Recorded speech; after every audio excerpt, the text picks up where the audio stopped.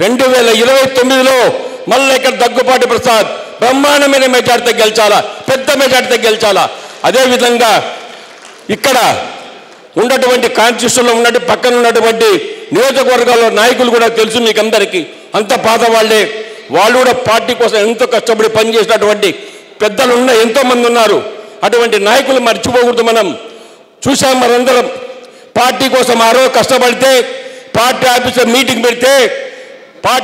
Meeting పెట్టి పబ్లిక్గా నడి బజార్లో పార్టీ కార్యాలయంలో పరిటాల రవిని హత్య చేసింది ఈ దుర్మార్గుడు కూడా. అది అడుగుతున్నా, ఈ దుర్మార్గుని బాధ్యత ఉందా లేదా? ఈ యొక్క బాధ్యత జగన్మోహన్ రెడ్డి మీద ఉంది. జగన్మోహన్ రెడ్డి హత్యా రాజకీయాన్ని కొత్త కాదు, వాళ్ళ జీవితమే తాత మొదలుకొని వాళ్ళ కుటుంబం అంతా హత్యా రాజకీయాలు బతికారు. ఆస్తులు గుంజుకోవడం, కబ్జాలు చేయడం ఎన్నో జరిగినాయి. ఇవాళ చూస్తున్నాం, Bengaluru palace, Hyderabad palace, Vijayawada palace, London palace, ఇన్ని ప్యాలెస్లు కట్టి ఏం చేస్తావు అడుగుతున్నా.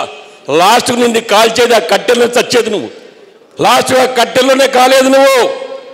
నీ తండ్రి ఏమయ్యాడు? ఇవన్నీ గుర్తుంచుకో. చంద్రబాబు జోలికి వచ్చినా, లోకేష్ జోలికి వచ్చినా ఇంకా ప్రజల నుండి పొరకలతో కొడతారు. ఆడవాళ్ళు రెడీ ఉన్నారు, నువ్వు పాదయాత్ర చేస్తే పొరకలతో కొట్టడానికి రెడీ ఉన్నారు. కాబట్టి దయచేసి పాదయాత్ర మానుకో. ఎందుక నీ ముఖానికి పాదయాత్ర? ఏం చేశావు రాష్ట్రానికి? ఒక్క పరిశ్రమ తెచ్చావు అడుగుతున్నా. పక్కన ఈ యొక్క అనంతపురం జిల్లా కియా మోటార్ వస్తే పక్కన అక్కడ ఆ కియా మోటార్లో ఉన్నటువంటి అనుబంధ సంస్థలు కూడా పారిపోయినది ఈ దెబ్బకి దుర్మార్గుడు చూసి.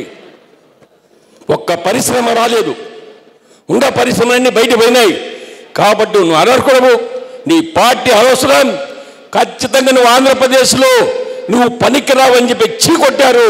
నీ పార్టీ రద్దు చేసుకొని ఎక్కడో మళ్ళా కర్ణాటక పోయి అక్కడేమన్నా పార్టీ నడుపు, కానీ ఆంధ్రప్రదేశ్లో మాత్రం నువ్వు అనర్హుడు అని నేను తెలియజేస్తూ ఉంటా. కాబట్టి కార్యకర్తలందరూ విజ్ఞప్తి చేసేదేమంటే కష్టపడి పని చేయండి.